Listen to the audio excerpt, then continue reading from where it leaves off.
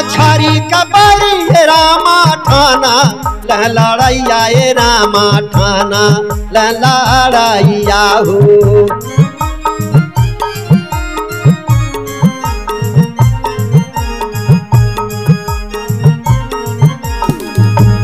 अयोध्यापुरी के बगल में एक नगरी रहल जौने के नाम रहल कौशलपुरी। कौशलपुरी के राजा कौशल रहना, उनके एगो बेटी रही जेकर नाम रहल कौशल्या। कौशल्या बियाहे लायक हो गई बड़ी। राजा कौशल बियाह खोजे चल दे बना। अयोध्यापुरी में यज के लइका दशरथ वो भी बियाहे लायक हो गई। बियाह वही तय हो गई बा, लेकिन आगे भइल का महाराज। अरे बेटी के बियाहवा राजा दिहल रचाई।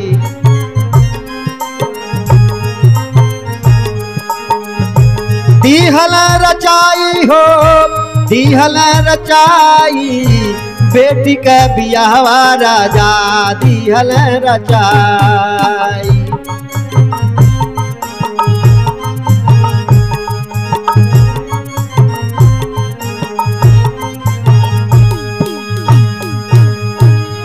पुरी में यज के लइका दशरथ नाम धराई।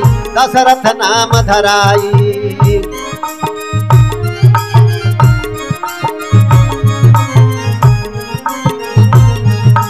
अरे दुल्हन जोगे दुल्हा मिलल। हाँ दुल्हन जोगे दुल्हा मिलल। कौशल राजा दिहल लागना धराई, बेटी का बियाहवा राजा दिहल रचाई।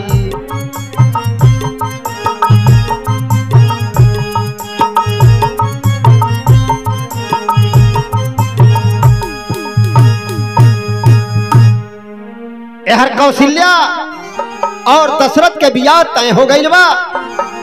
अब वही समय में रावण खूब तपल रहल। पूरे विश्व में रावण के राज चलत रहल। ओकरे अत्याचार से पृथ्वी एकदम कांपत रहल। एक दिन अपने दरबार में ब्रह्मा जी के बुलवले बा। बोलो से विद्ना अपन पोथी पत्र खोला, तनी देखा हमार मौत कैसे हुए आला बा। लेकिन रावण ब्रह्मा जी से कहलोस कैसे महाराज। अरे विधना से पूछ रवानवा, अरे अपना माउतिया हो।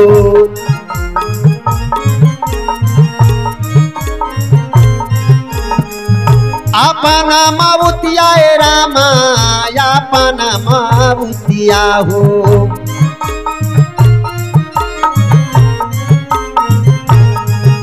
किया हो रामा रामा हो। अरे रामा दिहले बान बेदावा बताई दुएरा।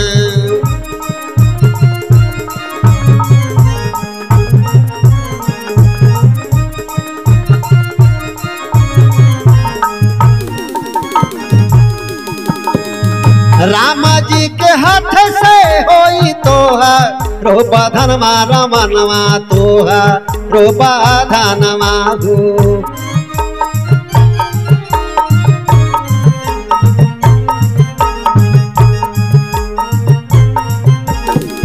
रामा जी के हाथ से होई तोहा रोबा धनवा ये रामा तोहा रोबा धनवा हो।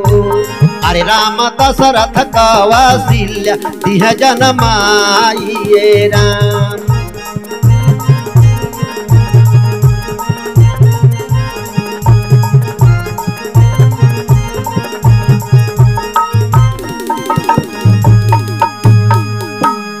रावण अपने सभा में ब्रह्मा जी के बुला के और जब पूछले बा इतनी अपन पोथी पत्रा देख के बतावा हमार मौत कैसे हुई। ब्रह्मा जी बतावा तड़ हे रावण, अरे दशरथ के और कौशल्या का बियाह हो जात बा, उन्हीं के द्वारा राम जी के अवतार हुई और वही राम जी के हाथे तुहार पधन हुई। इतना बतिया जब रावण सुन ले बा बड़ा जोर से ओकरे गुस्सा लागल और ये अपन सेना लेके अयोध्या पर चढ़ाई कई दले बात भइल का महाराज। अरे सुनत बचन रावण कैलस चढ़ाई, कैलस चढ़ाई हो कैलस चढ़ाई, सुनत बचन रावण कैलस चढ़ाई।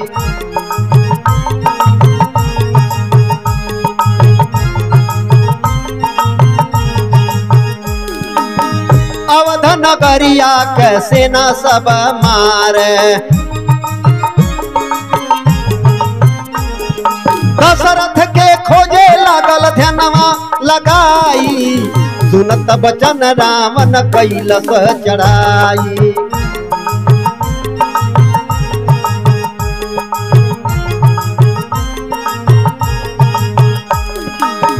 दशरथ खेलत रहे नैया ने वरावा,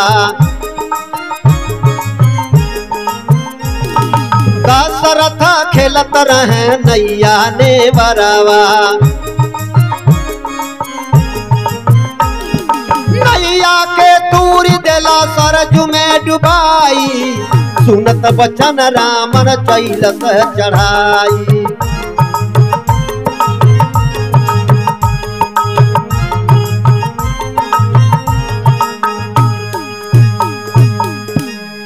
ब्रह्मा जी के बात सुन ले रावण बड़े जो क्रोध में आई बा, अपन सेना साज के अयोध्या पर चढ़ाई कई दले बा।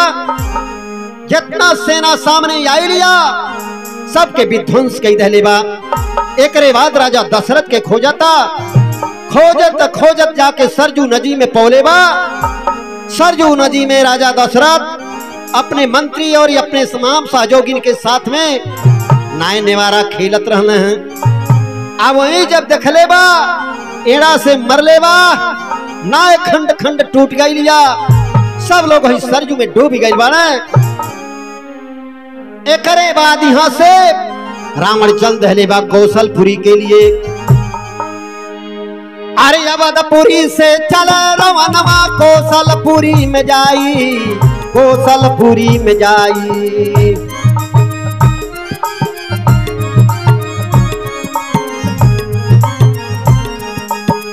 कौशल राज के बंदी कैले, अरे कौशल राज के बंदी कैले। कारिना कदहल रामन हरण कारवाई, बेटी के बियावा राजा दिहल रचाई।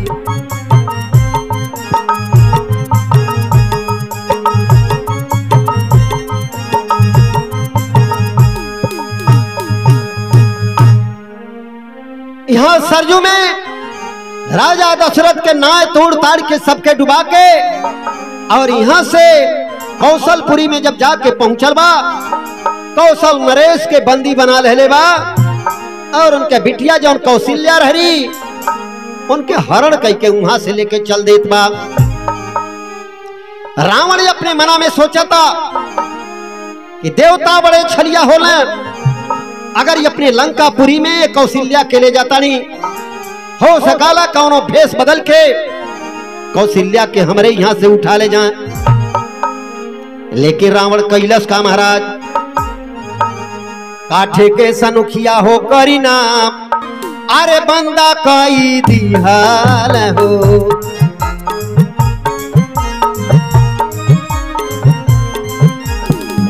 बंदा कई दिहल ये रामा, बंदा कई दिहल हो।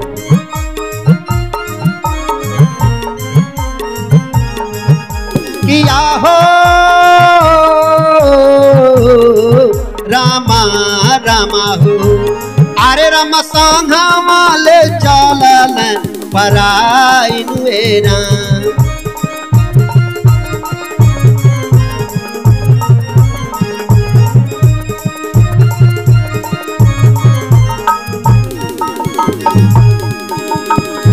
सागर में भेटली ये रामा तिमिंगिल मछरिया, मछरिया तिमिंगिल मछरिया हो।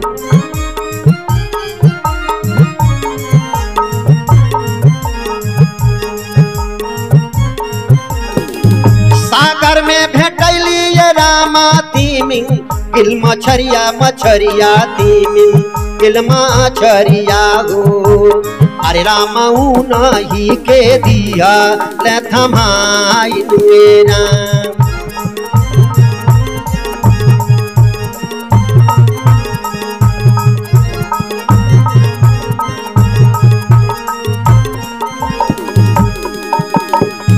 मछरी कबरी रामा ठाना लड़ैया ए रामा ठाना लड़ैया हो।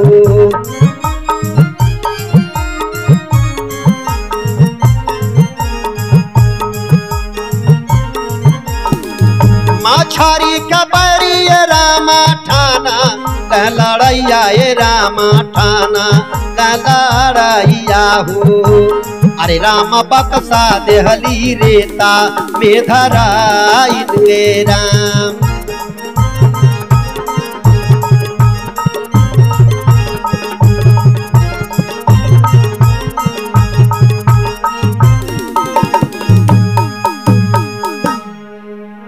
रावण जब कौशल्या के हरण कई के चलल बा, सोच जाता कौनो भेष बना के छल कई के देवता लोग हमारे लंका से कौशल्या के वापिस न ले जाए।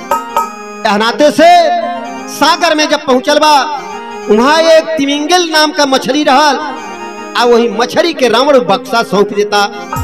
हे मछली, जब तक हम खोजब नहीं तब तक तोहार जिम्मेदारी बा, यह बक्सा के तू जतन करिहा। तिमिंगिल मछली जो रहल वह बक्सा के अपने मुंह में लेके आ वही सागर में तैरतिया।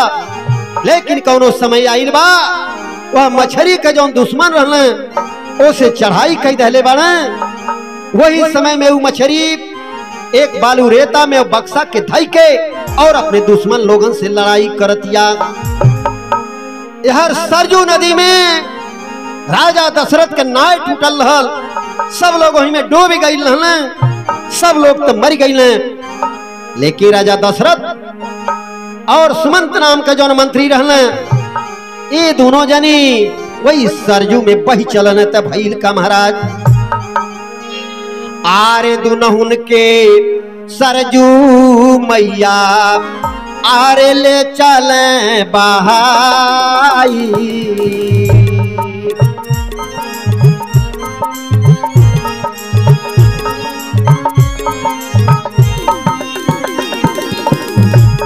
दुनहुन के सरजू मैया ले चले बहाई।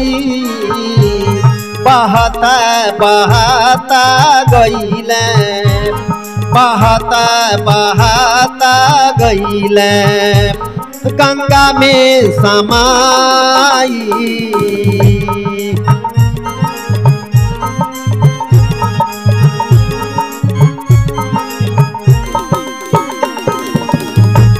बहता बहता गईले गंगा में समाई। गंगा मैया देहली गंगा, गंगा मैया देहली गंगा सागर पहुँचाई।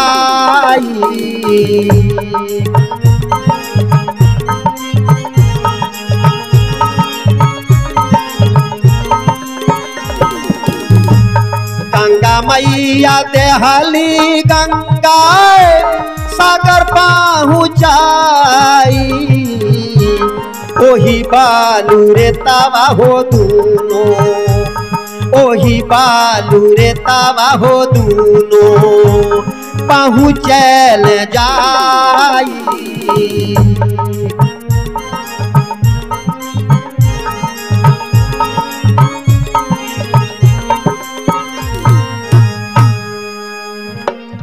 संयोग से राजा दशरथ और मंत्री सुमंत के मौत नहीं भइल बा। बहत बहत सरजू से जाके गंगा में पहुंचल बाड़े, और गंगा से जाई के गंगा सागर में जब पहुंचल बाड़े, धीरे धीरे बहत बहत जौने बलुरेता पर वो मछरिया बक्सवा ले जाके धैले रहल, वही बलुरेता पर जाई के राजा दशरथ और मंत्री सुमंत पहुंच जाता है।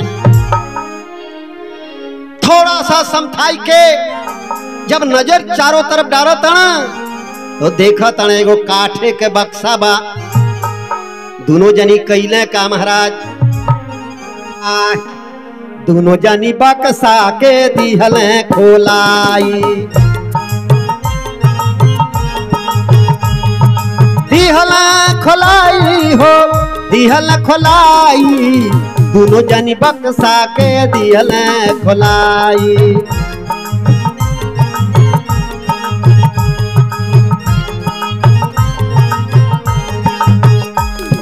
देखे कौशल्या के हाल सब जनल, देखे कौशल्या से हाल सब जनल, तीनों जनी बक्सा में गईला समाई, दोनों जनी बक्सा के दिहले खोलाई।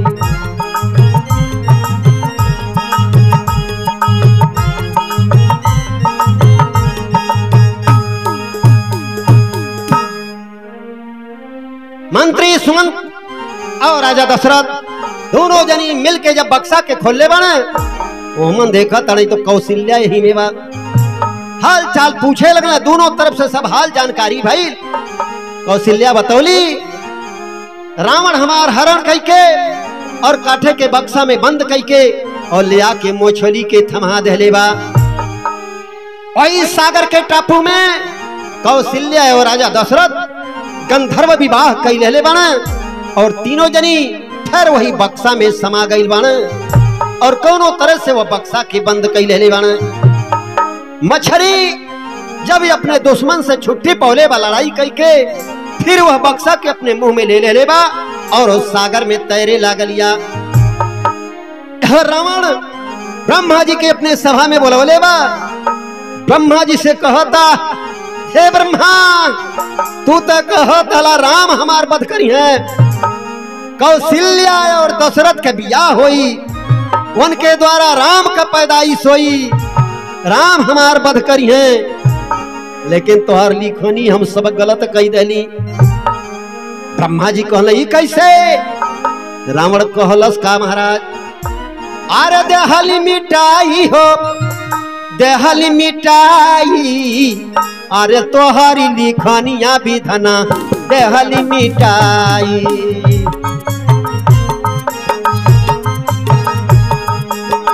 दिहली मिटाई हम दिहली मिटाई, तोहरी लिखनिया विधना देहली मिटाई।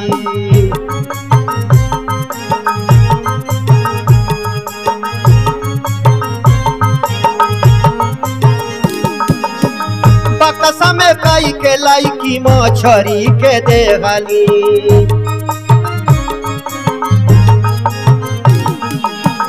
बक्सा में कई के लाइकी मछरी के दिहली।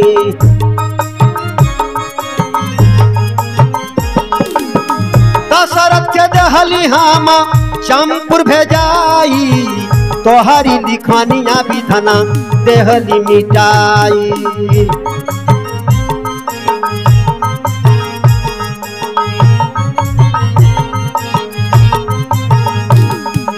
ब्रह्मा जी इतना बतिया सुन ले बारे, कहले ऐसा कबो नहीं हो सकला। दशरथ संगमा करी ना कैले बा बियाहवा,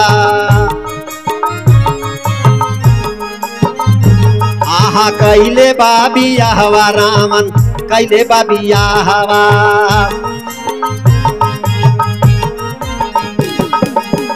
विधि का लिखनिया केहू मेटी नहीं पाई, तोहरी लिखनिया विधना देहली मिटाई।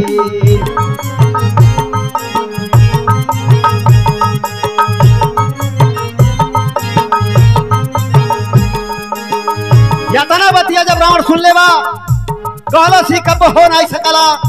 वो मछली के लगे से जब बक्सा मंगवले बा, खोलावा ता होत का महाराज, घर में मंगाई जा बाबा कसा खोलावल, आहा बाकसा खोलावल, रावण बाकसा खोलावल।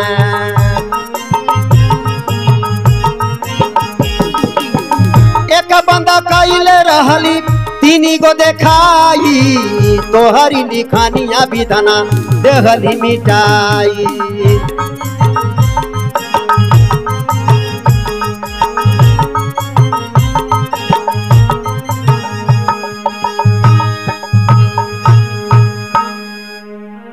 अपने सभा के अंदर रावण ब्रह्मा जी से कहता, हे ब्रह्मा तोहार लिखनी हम मिटा दहली।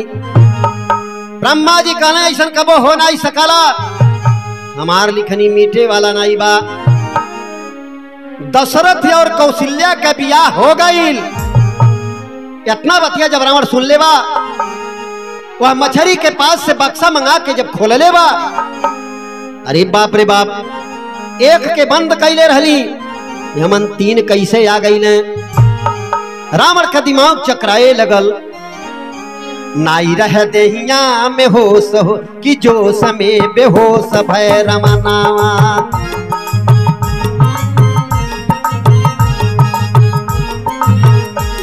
बेहोश भय रमनावा, बेहोश भय रमनावा कि जो समय बेहोश भय रमनावा।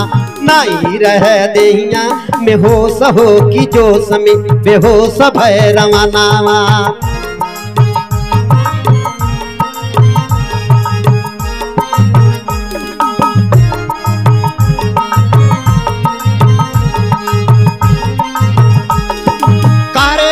बधनवा जब खंजर उठवाल, करे के बधनवा जब खंजर उठवाल। विधना कहे मन में सोच हो कि जोश में बेहोश भय रमनावा। नाई रह देहिया में होश हो कि जोश में बेहोश भय रमनावा।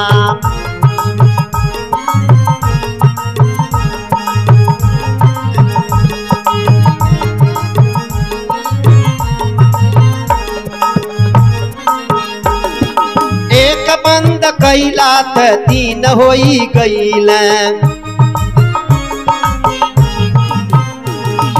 एक बंद कैला त तीन होई गईल। तीन से कहोई तनी सोच हो कि जोश में बेहोश भय रमनावा। नाई रह देहिया में होश हो कि जोश में बेहोश भय रमनावा।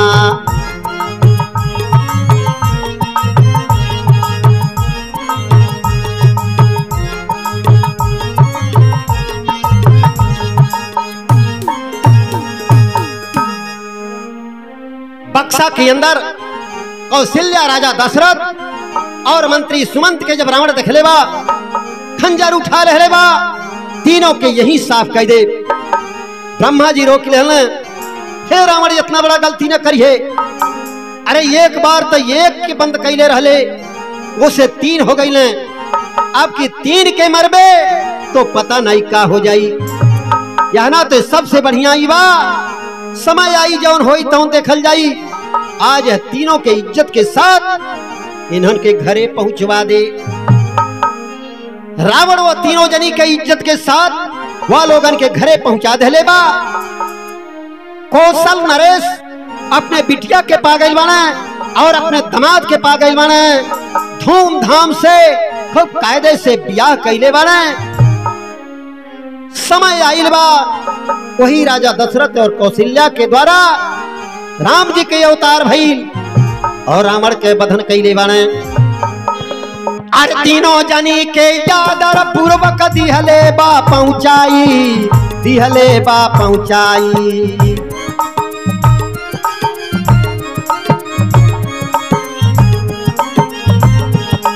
अरे धूमधाम से भइल बियाहवा, धूमधाम से भइल बियाहवा। सीपना दासा कौशल खुशियाँ मनाई, बेटी का बियाहवा राजा दिहल रचाई।